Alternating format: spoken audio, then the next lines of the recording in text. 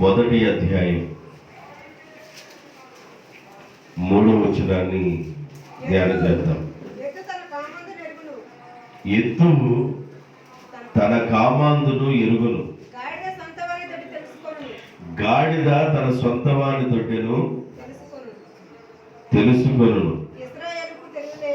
ఇశ్రాయేలులకు తెలివి లేదు, నా జనులు యోచించరు. చాలు. చదవబడిన వాక్య భాగంలో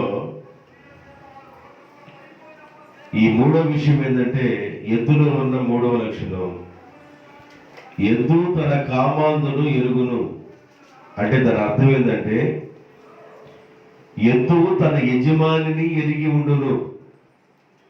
ఎద్దుకి ఎవరు తెలుసు అంటే తన యజమాని తెలుసు. యజమాని వెళ్ళినప్పుడు ఎద్దు తోకాడిస్తూ మంచి చూపుతో ఎద్దు పిలుస్తుంటది తన యజమాని.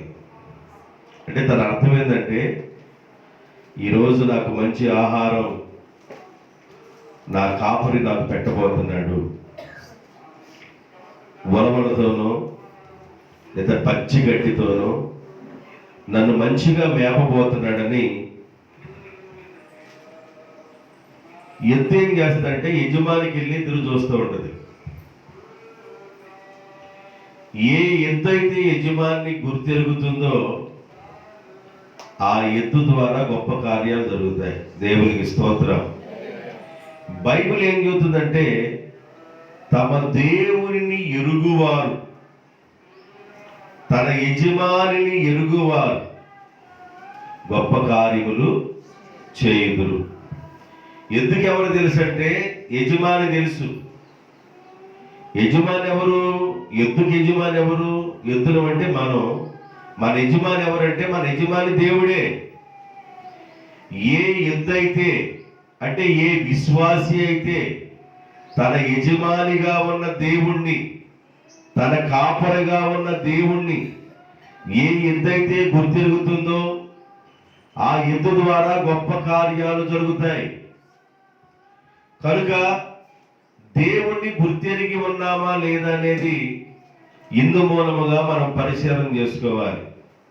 గొప్ప కార్యాలు జరుగుతున్నాయి అంటే దాని అర్థం ఏంటంటే, నువ్వు యజమానిని ఎరిగి ఉన్నావు అని అర్థం. గొప్ప కార్యాలు జరగటం లేదు అంటే దాని అర్థం ఏంటంటే, యజమానిని ఇంకా ఎరగలేదు అని అర్థం.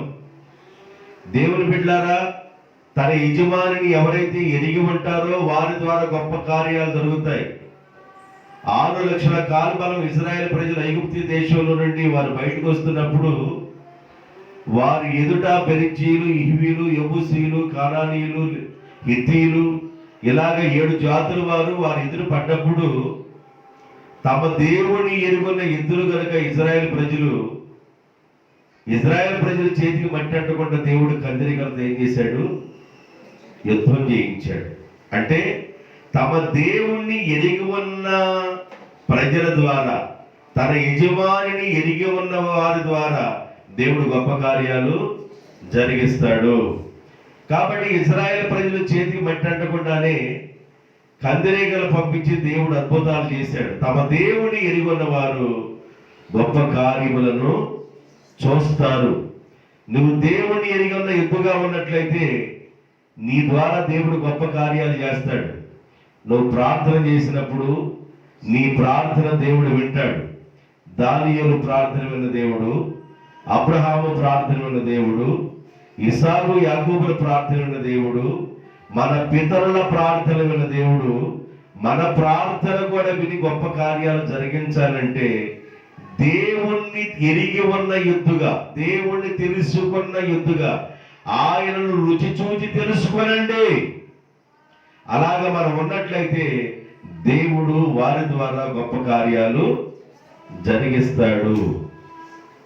కాబట్టి దేవుణ్ణి ఎరిగి ఉన్న ఎద్దుగా మనం ఉండాలి. మన ఇంటిలో మనం దేవుణ్ణి ఎరిగి ఉన్న ఎద్దుగా ఉండాలి. దేవుణ్ణి ఎరిగి ఉన్న బిడ్డ ఏ ఇంటిలో అయితే ఉంటారో ఆ ఇంటిలో ఆశీర్వాదం వస్తుంది. దేవుణ్ణి ఎరిగి ఉన్న ఎద్దు ఏ ఇంటిలో అయితే ఉంటుందో ఆ ఇంటిలో ఆశీర్వాదం వస్తుంది. ఆదికాండం 30 అధ్యాయము 30వ వచనంలో ఒక మాట రాయబడి ఉంది. ఆది కాండము 30వ అధ్యాయము 30వ వచనంలో ఒక మాట రాయబడి ఉంది. నేను రాకమునుపు నీకు ఉండినది కొంచెమే, అయితే అది బహుగా అభివృద్ధి పొంది నేను పాదము పెట్టిన చోటనెల్లా యెహోవా నిన్ను ఆశీర్వదించెను. మామగారు జాగ్రత్తగా విను, లామనయ్య గారు జాగ్రత్తగా విను. నేను రాకమునుపు నీకున్న గొర్రెలు ఈసుకుపోతుంది. నీకు ఉన్న గొర్రెల్లో మంద పెరగటం లేదు. మందలు సింహాలు తినేస్తా ఉన్నాయి. ఏదన్నా కట్టకరకు వచ్చి ఒకరు కట్టిందంటే అవి ఈసుకుపోతుంది. కడుపులో ఉండగానే పిల్లలు చనిపోతున్నాయి. ఇలాగ ఉంది నీ వ్యవస్థ. అయితే నేను పాదము పెట్టిన చోటనెల్లా యెహోవా నిన్ను ఆశీర్వదించాడు. దేవుని ఎరిగి ఉన్న ఎద్దుగా ఉన్నాను గనుక, దేవుని తెలుసుకున్న వాడుగా ఉన్నాను గనుక, దేవుణ్ణి వెంపట తీసుకొచ్చాను గనుక, దేవుడు నాతో వచ్చాడు గనుక నా ద్వారా దేవుడు నీ కుటుంబానికి ఏం చేస్తున్నాడు? కార్యాలు చేస్తున్నాడు. లూజు ప్రాంతంలో ఒక రాయిని తలగడగా చేసుకొని పడుకున్న వెంటనే ఆయన తల దగ్గర నుండి ఆకాశం మీదకి నిచ్చెన వేయబడినట్లుగా కనబడింది. ఆ నిచ్చెన నుంచి తెల్లని వస్త్రాలు కట్టుకున్న దేవదూతల కింద దిగుతా ఉన్నారు. అక్కడి నుండి మరలా పైకెక్కుతున్నారు. ఆయన అప్పుడు ఏమని అర్థం చేసుకున్నాడంటే, నిశ్చయముగా ఈయన దేవుడున్న స్థలము, నిశ్చయముగా దేవుడి స్థలములో ఉన్నాడు. నేను ఎరగకపోతేనే అనుకొని ఆయన పడుకున్న రాయిను తీసుకొని తలగడగా మీద ఉన్న రాయిని నిలబెట్టి నూనె పోసి ప్రార్థన చేయడం ప్రారంభించాడు. అయ్యా, నేనున్న ప్లేస్ నుండి మా మామగారి ప్లేస్కి వెళ్ళాలంటే 400 మైళ్ళ దూరం ఉంది. ఈ 400 మైళ్ళ దూరంలో మార్గంలో నీవు నన్ను కాపాడి నేను మా మామగారి ఇంటికి వెళ్ళిన తర్వాత తినడానికి ఆహారము, కట్టుకోవడానికి వస్త్రాలు, ఇవన్నీ నీవు నాకు అనుగ్రహిస్తే నీవు నన్ను ఆశీర్వదించిన దానిలో నుండి 10వ భాగాన్ని నేను ఇస్తానయ్యా, నేను దొంగిలించనయ్యా అని ఆయన దేవుని ఎదుట ప్రమాణం చేసుకొని అక్కడి నుండి బయలుదేరాడు. లూజు ప్రాంతం నుండి, లూజు ప్రాంతానికి ఆయన బేతేలు అని పెట్టాడు. అక్కడి నుండి ఆయన బయలుదేరి వెళ్ళాడు. దేవుడు అంటాడు, యాకోబు, నేను అక్కడి నుండి ఏం చేస్తాను, నేను కూడా మీతో వస్తాను పదా అని దేవుడు యాకోబుతో కూడా వెళ్ళాడు. దేవుడు యాకోబుతో వెళ్ళి యాకోబు ఇంట్లో అడుగుపెట్టిన వెంటనే, లాబాను ఇంట్లో అడుగుపెట్టిన వెంటనే దేవుడు కూడా అడుగుపెట్టాడు. ఎప్పుడైతే దేవుణ్ణి మోసుకొని యాకోబు వెళ్ళిపోయాడో ఆ ఇంటికి దరిద్రం పోయింది. ఆ ఇంటి మీద ఉన్న శాపం తొలగిపోయింది. ఆ ఇంటి మీద ఉన్న కీడు తొలగిపోయింది. ఆ ఇంటికి ఆశీర్వాదం రావడం ప్రారంభమైంది. దేవుణ్ణి ఎరిగి ఉన్న ఎద్దులు మన ఇంటిలో పాదం పెట్టడం మనకి ఆశీర్వాదం. దేవుణ్ణి ఎరిగి ఉన్న ఎద్దులు మన ఇంటిలో ఉండటం మన ఇంటికి శుభసూచన. అందుకని యెహోషువ అంటాడు, నేను నా ఇంటి వారందరము యెహోవాను సేవించుచున్నాము, నా దేవుణ్ణి ఆరాధిస్తున్నాం. దేవుణ్ణి ఎరిగి ఉన్న పిల్లలుగా మేము ఉన్నాం. మీరు ఎలా ఉన్నారో నాకు తెలియదు, మేము దేవుణ్ణి ఆరాధిస్తున్నాం. ఏ ఎద్దైతే దేవుని కలిగి ఉంటుందో, ఏ ఎద్దైతే దేవుణ్ణి మోసుకొని వెళ్తారో, ఏ ఇంటిలో దేవుణ్ణి మోసుకునే ఎద్దులు ఉంటాయో ఆ ఇంటికి ఏం కలుగుతుందంటే ఆశీర్వాదం కలుగుతుంది.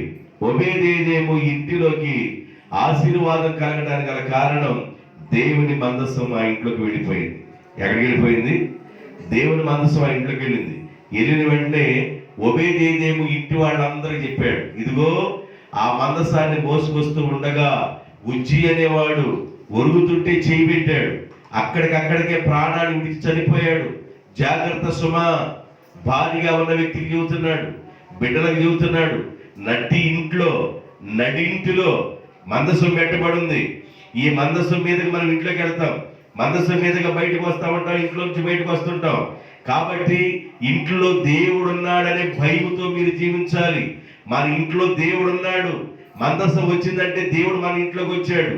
కాబట్టి భయముతో ఉండండి అని తన భార్యతో బిడ్డలతో చెప్పి భయము కలిగి వారు జీవించారు కనుక, దేవునికి భయపడి ఉన్నారు కనుక 3 నెలల్లో ఓబేదేదోము ఇల్లు దీవించబడింది. అంతే, సూత్రం అదే. ఓబేదేదోము ఇల్లు 3 నెలల్లో దీవించబడడానికి గల కారణం ఏంటంటే, 3 నెలల్లో ఆయన ఇంటిలోకి ఆశీర్వాదం రావడానికి గల కారణం ఏంటంటే, దేవుణ్ణి ఎరిగి ఉన్న ఎద్దులుగా ఉన్నారు, దేవుణ్ణి తెలుసుకున్న ఎద్దులుగా ఉన్నారు. ఎద్దంటే ఎద్దు కాదోయ్, మీకు ఆల్రెడీ చెప్పాను నేను. ఎద్దంటే ఎద్దు కాదోయ్, ఎద్దంటే మనుషులోయ్ అని వాక్యంలో ఉన్న మాటను చెప్పాను. చదువుతారా? 1 కొరింథీయులకు రాసిన పత్రిక 9వ అధ్యాయము 9-10 వచనాలు. 1 కొరింథీయులకు రాసిన పత్రిక 9వ అధ్యాయము 9-10 వచనాలు.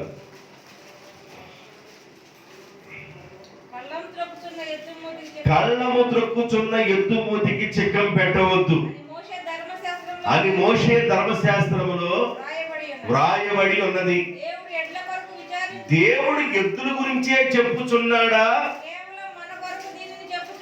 కేవలం మన కొరకు దీన్ని చెప్పుచున్నాడా? అవును, ఎద్దుల కోసం కాదు, మన కొరకు ఏం చెప్పుచున్నాడు అంటే, దేవుడు మనుషులను దేనితో పోల్చాడు? దేవుడు మనుషులను ఎద్దుతో పోల్చాడు. దేవుడు మనుషులను ఆకాశ నక్షత్రాలతో పోల్చాడు. దేవుడు మనుషులను గోధుమలతో పోల్చాడు. దేవుడు మనుషులను గొర్రెలతో పోల్చాడు. కుడివైపున ఉన్న వారులారా, యెహోవా చేత ఆశీర్వదించబడిన వారులారా మరి అని సంబోధిస్తాడు గొర్రెల వైపు చూసి. కాబట్టి దేవుడు మనుషులను ఆయా సమయాల్లో ఆయా రీతులుగా పోల్చాడు. ఇక్కడ మనుషులను దేంతో పోల్చాడంటే ఎద్దుతో పోల్చాడు. దేంతో పోల్చాడు? ఎద్దుతో పోల్చాడు. కాబట్టి ఎద్దు ఏం చేస్తుందంటే బరువులు మోస్తుంది. ఎద్దు ఏం చేస్తుందంటే నెమర వేస్తుంది. 3వది, ఎద్దు తమ దేవుణ్ణి ఎరిగి ఉన్న ఎద్దుగా ఉండాలి. దేవుణ్ణి ఎరిగి ఉన్న మనుషుడు ఏ ఇంటిలో అయితే ఉంటారో, దేవుణ్ణి ఎరిగి ఉన్న ఎద్దు అనగా విశ్వాసి ఏ ఇంటిలో అయితే ఉంటుందో ఆ ఇంటిలోకి ఏమొస్తుంది? ఆశీర్వాదం వస్తుంది. యాకోబుని బట్టి లాబానింటికి ఏమొచ్చేసింది? ఆశీర్వాదం వచ్చింది. ఎంత ఆశీర్వాదం వచ్చిందో అర్థం కాలేదు, కానీ మైండ్ బ్లాక్ అయిపోయిన వాడే, మైండ్ పోయిన వాడే లాబాను పరిగెత్తుకొని శకునాలు చూసేవాడి దగ్గరికి వెళ్ళాడు. అయ్యా, నేను చాలా సంవత్సరాల నుంచి కష్టపడుతున్నాను. నా గొర్రెల్ని సింహాలు వేసుకెళ్తున్నాయి, నా గొర్రెల్ని పులులు వేసుకెళ్తా ఉన్నాయి. నా గొర్రెలు ఏమన్నా నీళ్లు పోసుకుంటే అవి ఏరకుండానే పిల్లలు చనిపోతా ఉన్నాయి. దొడ్డి ఏమాత్రం పెరగట్లేదు. ఈరోజు నా ఇంటిలో ఆశీర్వాదం ఉంది, ఈరోజు నా మందలో ఆశీర్వాదం ఉంది. అసలు ఆ ఆశీర్వాదం భూమి భరించలేనంత, పట్టుకోలేనంత ఆశీర్వాదం వచ్చింది. ఎంత గొప్ప దీవెన రావడానికి కారణం నాకు అర్థం కావడం లేదు అని అడిగితే ఆడన్నాడు, ఒరే కోనా కోనా, నీ ఇంటిలోకి ఒక పిల్లోడు వచ్చాడు, ఆ అబ్బాయిని బట్టి నీ ఇంటికి వస్తుంది దీవెన వస్తుంది అని చెప్పాడు వాడు. దేవునికి స్తోత్రం. నీ ఇంటిలోనికి యాకోబు అనే ఒక అబ్బాయి వచ్చాడు. ఆ అబ్బాయి వస్తూ మామూలుగా రాలేదు. భూమికి ఆకాశానికి సృష్టికర్త అయిన దేవుణ్ణి తీసుకొని వచ్చాడు. అబ్రహాం ఎలియాజరుతో ప్రామిస్ చేపిస్తూ అదే మాట అంటాడు. ఎలియాజరుతో ప్రామిస్ చేపిస్తూ అంటాడు, ఆకాశానికి భూమికి సృష్టికర్త అయిన దేవుని ఎదుట సాక్ష్యం నిన్ను మరి ఆనబెట్టి చెబుతున్నాను నీకు అని అంటాడు అబ్రహాం. 24వ అధ్యాయంలో కనబడిందా? 3వ వచనమా 4వ వచనమా? ప్రమాణం చేయిస్తాడు. అది ఎన్నో వచనం? అది 4వ వచనం. నా స్వదేశమందున్న నా బంధువుల యొద్దకు వెళ్ళి ఇస్సాకు అను నా కుమారునికి భార్యను తెచ్చునట్లు ఆకాశము యొక్క దేవుడును భూమి యొక్క దేవుడునైన యెహోవా తోడు. యెహోవా ఆకాశానికి భూమికి దేవుడు. ఆకాశం ఆయనకు సింహాసనం, భూమి ఆయనకు పాదపీఠము. అంత గొప్ప దేవుడు, ఆకాశం యొక్క దేవుడు, భూమి యొక్క దేవుడు, భూమి మీద ఉన్న సముద్రాన్ని కలుగు చేసిన దేవుడు, కొండలను పర్వతాలను త్రాసులో తూయగలిగిన దేవుడు, సృష్టి యావత్తును నిర్మించిన నిర్మాణకుడు. ఆ నిర్మాణకుడిని ఒక అబ్బాయి తీసుకొని వచ్చాడు. ఆ అబ్బాయితో ఆ దేవుడు ఉన్నాడు. ఆ యాకోబు అనే అబ్బాయితో ఆ దేవుడు ఉన్నాడు కనుక నీ ఇంటిలో ఆశీర్వాదం ఉంది, నీ మందలో ఆశీర్వాదం ఉంది, నువ్వు సమస్త విషయంలో ఆశీర్వాదం పొందుతున్నావు అన్నాడు.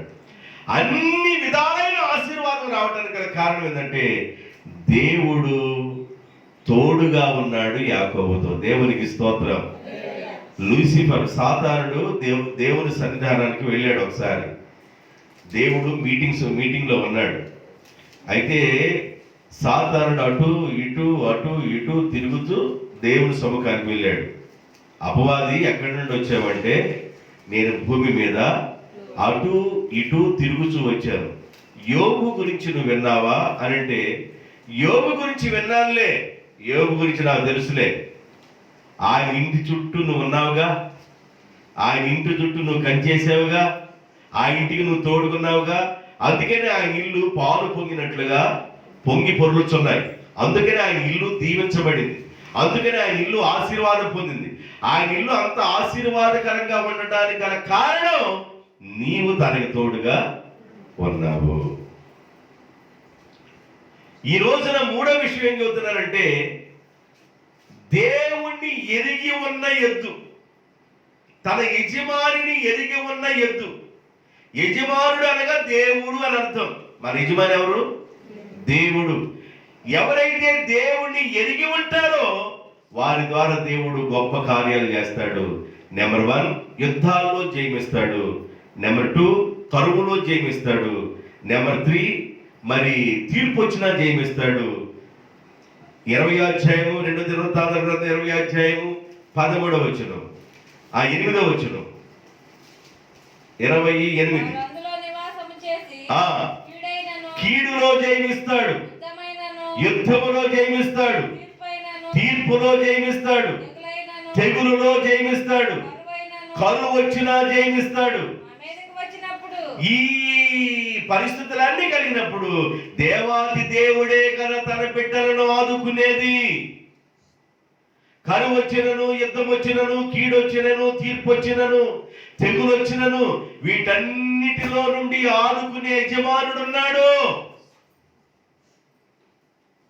ఒకవేళ నువ్వు కరువులో ఉన్నావేమో, ఒకవేళ నీ ఇంటి మీద కీడుందేమో, తెగులులో ఉన్నావేమో, ఒకవేళ తీర్పు నీ ఇంటి మీదకి వచ్చిందేమో, ఒకవేళ నీ ఇంటి మీదకి యుద్ధాలు చెలరేగుతున్నాయేమో, ఎలాంటి పరిస్థితులు నీ మీదకి వచ్చినా దేవుణ్ణి ఎరిగి ఉన్న ఎద్దుగా నువ్వు ఉన్నట్లయితే ఇవన్నీ కొండలాగా కనబడే సమస్య మంచులాగా విడిపోవునుగాక. దేవునికి స్తోత్రం. అది కొండలాగా కనబడుతుంది నీకు సమస్య. నువ్వు నడుస్తున్నప్పుడు మంచులాగా విడిపోయి నీ పాదాల కిందకు వచ్చేస్తుంది.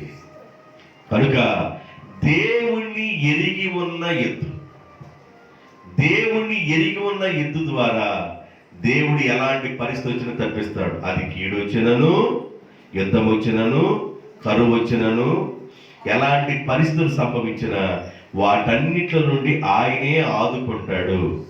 ఆదుకునే దేవుడు మన దేవుడు.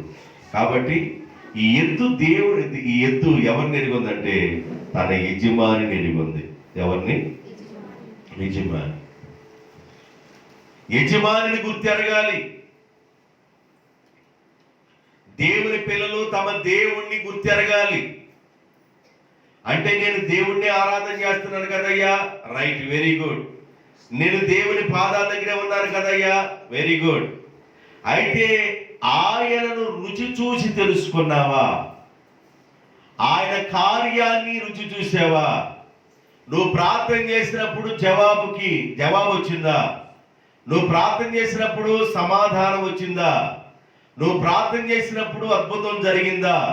నువ్వు ప్రార్థన విని దేవుడు కార్యం చేశాడా?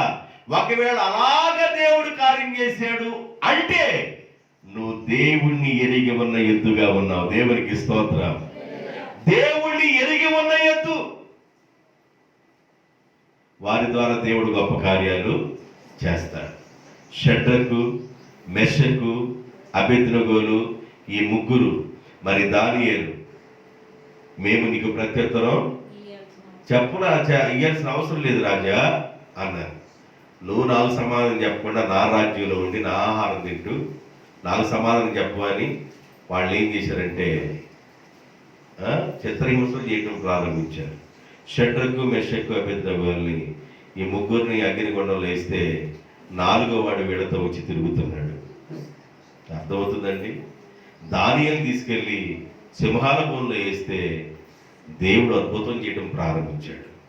పౌలు సేవలను తీసుకెళ్ళి జైల్లో వేస్తే దేవుడు అద్భుతం చేయడం ప్రారంభించాడు.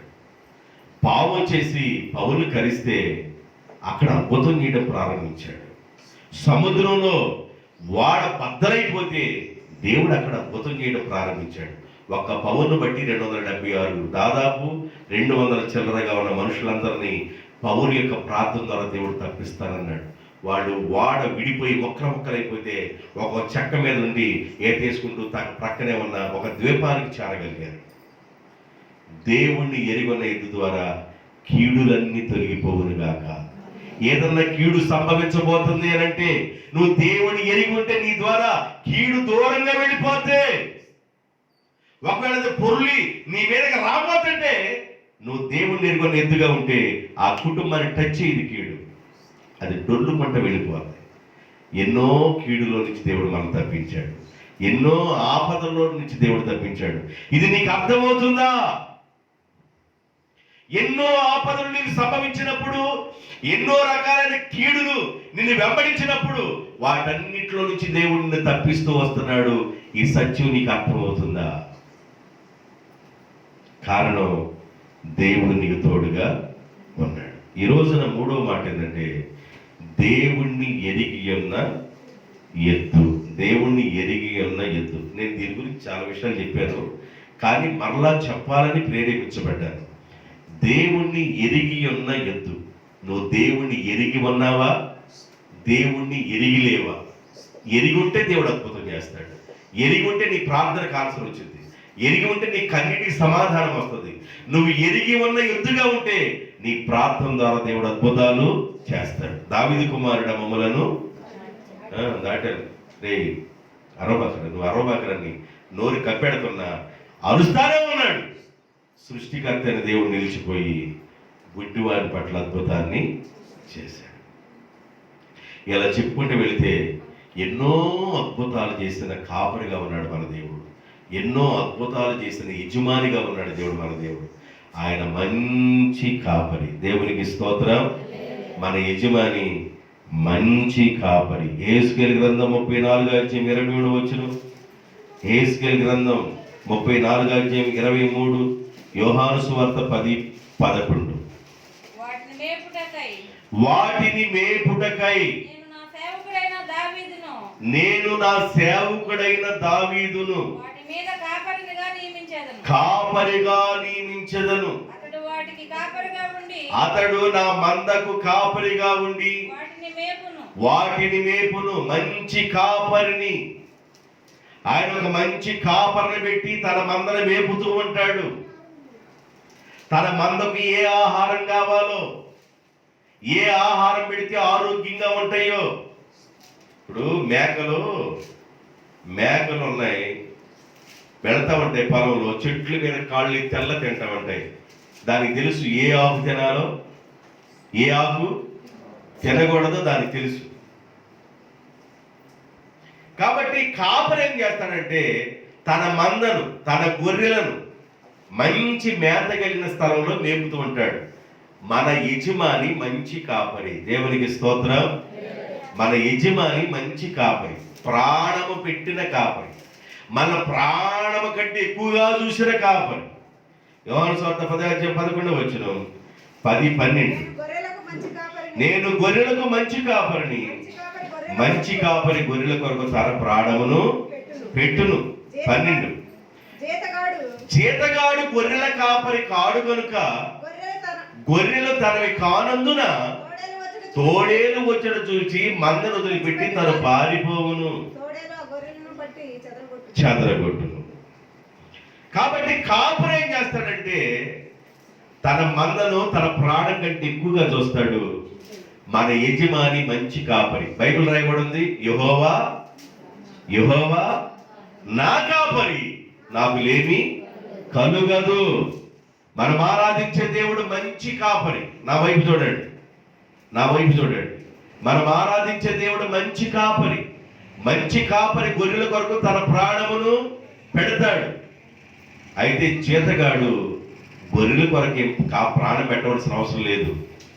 జీతగాడే కనుక తోడేలు రావడం చూసి మందను వదిలిపెట్టి తన పారిపోవును అన్నాడు. కాబట్టి మన దేవుడు మంచి యజమాని, మన దేవుడు మంచి కాపరి. ఆయన ప్రధాన కాపరి, ప్రాణం పెట్టిన కాపరి, ప్రాణం కంటే మనల్ని ఎక్కువగా చూసిన కాపరి. ఆయన ఎరిగి వల్ల ఎద్దుగాను ఉన్నావా? ఆయన్ని ప్రేమను గుర్తెరిగిన ఎద్దుగా ఉన్నావా? యేసయ్య నీ కొరకు ఏం చేశాడో నీకు అర్థమైందా? ఆఖరి రక్త బొట్టు వరకు నీ కొరకు నా కొరకు ఆయన చిందించి ఆఖరి కాయలో ఉన్న నీరు కూడా అయిపోయింది. అంతగా దేవుడు వల్ల ప్రేమించాడు. అంతగా దేవుడు వల్ల ప్రేమించిన కాపరి అయిన మన కొరకు ప్రాణం పెట్టిన కాపరి, విమోచన క్రయధనముగా మన పాపాల నుండి విడిపించబడడం కోసం విమోచన క్రయధనముగా వెల చెల్లించిన కాపరి తన రక్తమును ఇచ్చి వెల చెల్లించాడు. ఆ కాపరిని ఎదిగి ఉన్న ఎద్దులుగా మనం ఉన్నట్లయితే దేవుడు మన ద్వారా గొప్ప కార్యాలు చేస్తాడు. ఈరోజు ఒక పాయింట్ చెప్పాను. ఇంకొక విషయం చెప్పేసి నేను ముగించేస్తాను. సామెతల గ్రంథం 14వ అధ్యాయము 4వ వచనం. సామెతల గ్రంథం 14వ అధ్యాయం 4వ వచనం. ఎద్దులు లేని చోట గాలి యందు ధాన్యము ఉండదు. అందరూ చెప్పండి, ఎద్దులు లేని చోట రుంగులో అంటే బీపురములో, చెప్పండి అమ్మా, బీపురములో బియ్యం ఉండవు. బియ్యం ఏం చేస్తాడు? చాడ తీసుకొని మాడికి మక్కాయ లేదా శాంతక్కాయ లేదా కాంతమక్కాయ, అమ్మమ్మ వండండి. వాడు రాత్రి ఆన్లైన్ చేసినట్టు ఇది చూడండి. దేవునికి స్తోత్రం, హల్లెలూయా. ఎద్దులు లేని చోట గాలి యందు ధాన్యము ఉండదు. ఎద్దులు ఉన్న చోట గాలి యందు ధాన్యము ఉండును. ఏ ఇంటిలో అయితే పనిచేసే ఎద్దులు ఉంటాయో అక్కడ ధాన్యం ఉంటుంది. పని చేయని ఎద్దులుంటే, పని చేయలే ఎద్దులు బాగా కట్టేసి మేపుతున్నావు, బయటికి రాగలే, మామూలు లేదు, ఏమి ఎద్దునైనా దాన్ని ఓపర పెట్టకుండా అనుకున్నా, అబ్బో దాన్ని నడక వైను అసలుకి ఎంత బాగుంది, అసలుకి ఎంత చక్కగా పుట్టించాడు ఎద్దుని. దానివల్ల ఉపయోగం ఉంది? పనిచేసే ఎద్దు కావాలి. పనిచేసే ఎద్దు ఏ ఇంట్లో అయితే ఉంటుందో ఆ ఇంట్లోకి ఏమొచ్చింది? ధాన్యం ఉంటుంది. ఏముంటుందంట? ధాన్యం.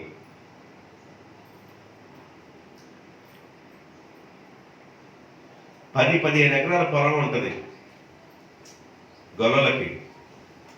వాడు పొద్దున్నే 5పేటలో అక్కడి ఇంటి ముందుకు వెళ్తారు, పొద్దున్నే వెళ్తారు. అంత బాక్స్కి అన్నం పెట్టుకొని వెళ్తూ ఉంటారు. సాయంకాలం కన్నా వాడు ఒక 800 తీసుకెళ్ళిపోవాలి, ఒక 1000 రూపాయలు తీసుకెళ్ళాలి పని చేసే దాన్ని బట్టి. ఒకసారి 1 గంటకే తీసుకెళ్ళిపోతారు. ప్రతిరోజు డ్యూటీ. అసలు పని చేయకుండా అసలు ఒక్క రోజు కూడా ఖాళీగా అసలు కొండరు.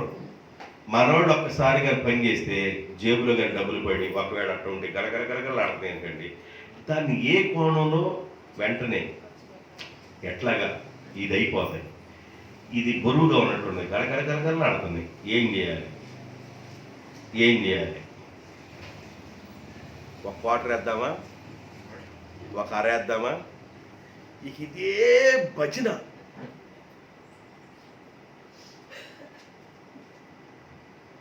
కుటుంబాలు ఎక్కి రాకపోవటం గల కారణం ఏంటంటే నీ ఆశీర్వాదం నువ్వు అర్థం చేసుకోవటంలా.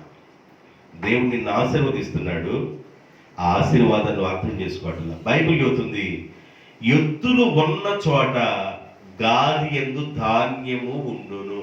అంటే ఒక అర్థం ఏంటంటే శారీరక సంబంధంగా కూడా నీ ఇంట్లో ఆశీర్వాదం ఉంటుంది, ధాన్యం ఉంటుంది. ఆత్మ సంబంధంగా గాది యందు ధాన్యం ఉండును అంటే దాని అర్థం ఏంటంటే వాక్యము లోపల లోపల నాటబడిన ఇద్దులు అనమాట. ధాన్యం అనగా వాక్యము, ఆహారము. దేవుని యొక్క వాక్యం ఆహారము వంటిది. కాబట్టి చాలా మంది దేవుని బిడ్డల జీవితాల్లో ఆదివారం వాక్యం విన్న తర్వాత మరుసటి ఆదివారం వచ్చేసరికి ఈ వాక్యం గుర్తుండదు, ఈ వాక్యం గుర్తుండదు. మరలా రేపు వచ్చే ఆదివారం చాలా శ్రద్ధగా విన్నట్టుంటాం, మరలా పై వచ్చే ఆదివారానికి ఆ వాక్యం గుర్తుండదు. కారణం ఏంటంటే వాక్యము గుర్తులేని ఎద్దులు, వాక్యమును ఆహ్వానించని ఎద్దులు, వాక్యమును మరి జీహవకు మధురముగా చూడని ఎద్దులు. కాబట్టి వాక్యం నిన్నేం చేస్తుంది? నీ వాక్యమే చెప్పండి, నీ వాక్యమే నన్ను బాధల్లో నెమ్మదిచ్చింది ఏంది? వాక్యం. పడిన గొంటల నుంచి లేపేది ఏంది? వాక్యం. కీళ్లను మూలుగులను సరిచేసేది ఏంది? వాక్యం. హృదయాన్ని అంతరంగాన్ని సరిచేసేది ఏంది? వాక్యం. వాక్యం వెండి కంటే, బంగారం కంటే, మేలిమి బంగారం కంటే, రత్నాల కంటే, రత్నం అయితే కనబడుతుంది, ఏడ కనబడుతుంది? బంగారం అయితే కనబడుతుంది, ఇది ఎక్కడ కనబడుతుంది? వాక్యము బంగారం కంటే విలువైనది, రత్నాల కంటే విలువైనది, ముత్యాల కంటే విలువైనది, వాక్యము అపరంజి కంటే విలువైనది, జుంటె తేనె దారుల కంటే మధురమైనది, కొండ తేనె కంటే మధురమైనది, మంచి గోధుమల కంటే మధురమైనది. ఈ వాక్యము పడిపోయిన వారిని లేవనెత్తిద్ది. ఈ వాక్యము మన త్రోవకు వెలుగుగా ఉండిద్ది. ఈ వాక్యం అనే ఆహారము మన హృదయాన్ని, ప్రాణాత్మలను, కీళ్ల మూలికలను విభజించుకొని వెళ్ళిపోయి లోపల బలహీనతలు కడుగుతుంది. ఈ వాక్యము, నీ వాక్యము వెల్లడవుతున్నతోనే వెలుగు కలుగుతుంది కదా అన్నాడు. కాబట్టి వాక్యము అనగా ఆహారము అని అర్థం. ఆహారం అంటే వాక్యం. ఎద్దులున్న చోట ఏముంటుంది? గాది యందు ధాన్యము. ధాన్యము దట్ ఈజ్ ఈక్వల్ టు ఆహారము. ఆహారం అనగా వాక్యము. వాక్యమున్న ఎద్దులు ఏముండాలంటండి? దేవుని బిడ్డల దగ్గర, దేవుని బిడ్డల దగ్గర వాక్యం ఉండాలి, వాక్యము ఉండాలి. వాక్యము నిన్ను బ్రతికించింది, వాక్యం ఉండాలి. నీ హృదయం నిండా నింపబడి ఉండాలి వాక్యం. కాబట్టి వాక్యం మనం బ్రతికిస్తుంది. వాక్యము కలిగి ఉన్న ఎద్దులుగా ఉండండి, దేవుణ్ణి ఎరుగున్న ఎద్దులుగా ఉండండి. ఈ రెండు మాటలు చెప్పాను. దేవుని మాటలు దీవించును గాక. ఆమేన్. తలలు వంచండి, ప్రార్థన చేద్దాం. తలలు వంచండి.